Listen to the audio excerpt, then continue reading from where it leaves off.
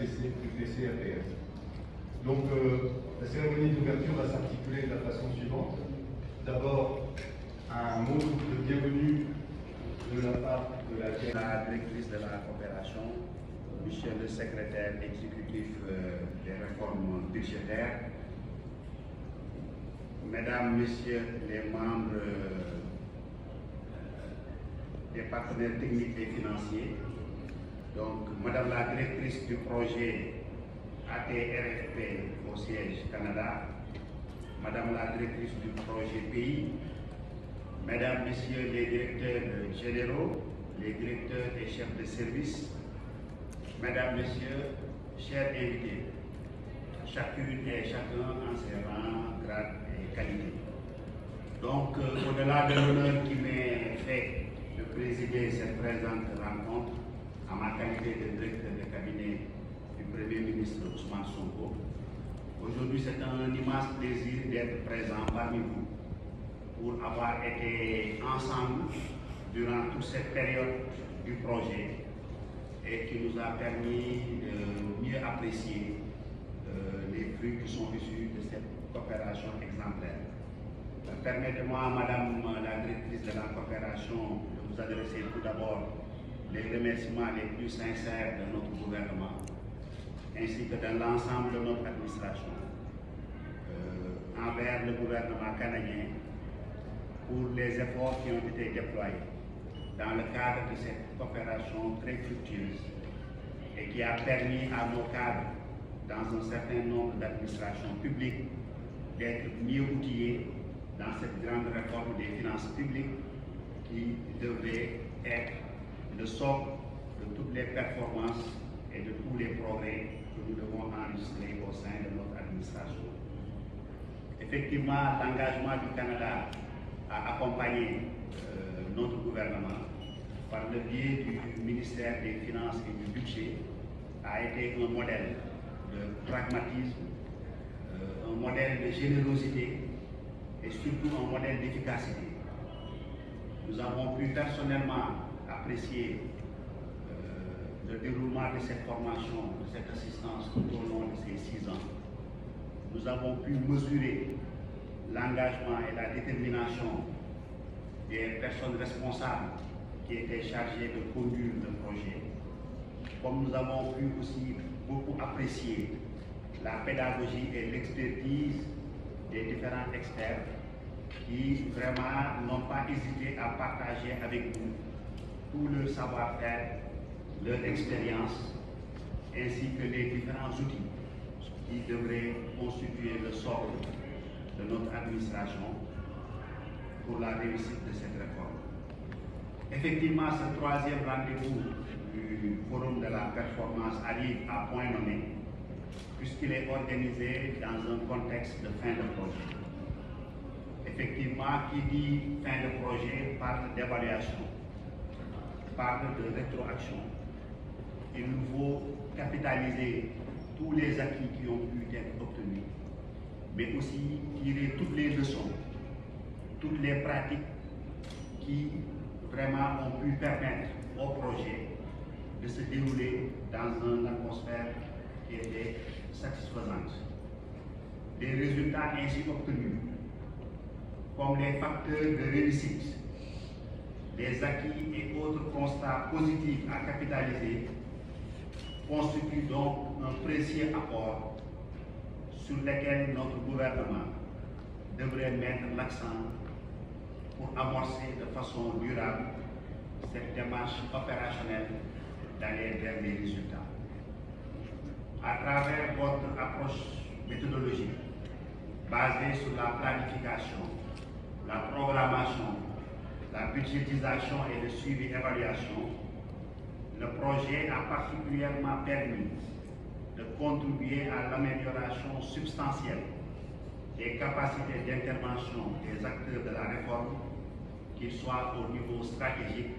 ou au niveau opérationnel. Au final,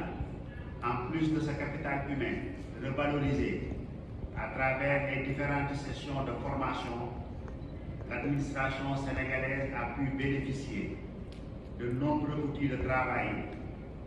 qui ont pu contribuer à son efficacité, son efficience et à plus de performance. Ce double legs humain et technique est d'autant plus précieux qu'il est mis à notre disposition dans le contexte de la deuxième année de mise en œuvre du programme 2050.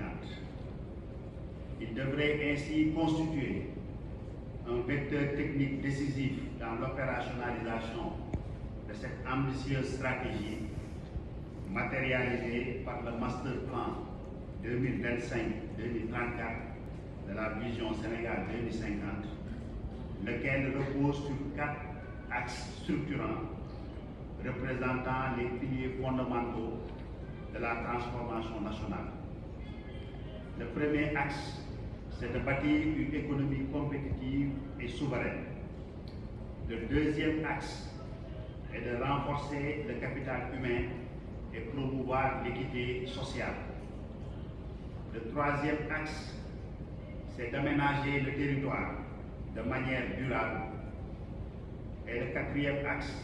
de ces aspirations profondes du peuple sénégalais, déclinées en objectifs clairs, en programmes prioritaires et en réformes structurantes à mettre en œuvre sur les 10 ans. En vérité, Madame la directrice de la coopération, à travers le projet, de par sa démarche méthodologique et surtout par ses résultats, s'est inscrit dans la trajectoire tracée depuis plusieurs décennies par le paradigme diplomatique liant le Sénégal au Canada. Il me plaît de le rappeler, le Sénégal et le Canada entretiennent des relations exemplaires, courtoises et empreintes de respect mutuel. Vous voudrez bien, à cet effet, Madame la directrice, transmettre notre message aux autorités canadiennes pour la reconnaissance et la gratitude de notre gouvernement, espérant que ce modèle de partenariat et de coopération puisse s'inscrire dans la durabilité et puisse nous permettre de couvrir, comme nous avons eu à l'échanger, d'autres axes qui seront tout aussi déterminants dans la perspective d'assurer la transformation de notre pays. Au demeurant, j'aimerais inviter, et c'est vraiment une invite, et ça justifie une bonne partie de ma présence ici, à nos compatriotes, c'est-à-dire nos collègues secrétaires généraux qui sont coordonnateurs de programme, les différents responsables de programme, comme aussi les autres acteurs qui sont dans la chaîne de dépenses, de s'inspirer fortement de ce modèle et des bonnes pratiques, et que nous puissions vraiment à la fin du projet doit consacrer un nouveau défi à relever. Il faut que nous puissions avoir la même ambition, sinon une plus grande ambition, de pouvoir placer notre administration publique dans les rangs de la performance. L'assistance technique a été salutaire, louable, mais il nous faut que, de notre côté, que nous puissions assumer cet héritage et en faire un usage demain qui pourront rendre fiers nos compatriotes, mais aussi avoir vraiment l'estime de ceux qui ont pu,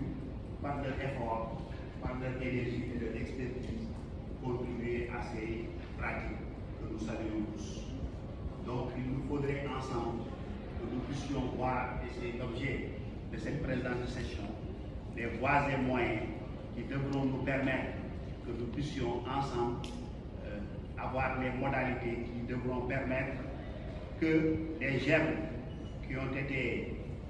mis en place par cet axe de coopération, que ces germes puissent nous valoir les meilleures fleurs possibles au profit de notre administration publique. C'est sur ces notes d'espoir que je voudrais clôturer mon allocution en magnifiant l'engagement, encore une fois, de nos partenaires canadiens,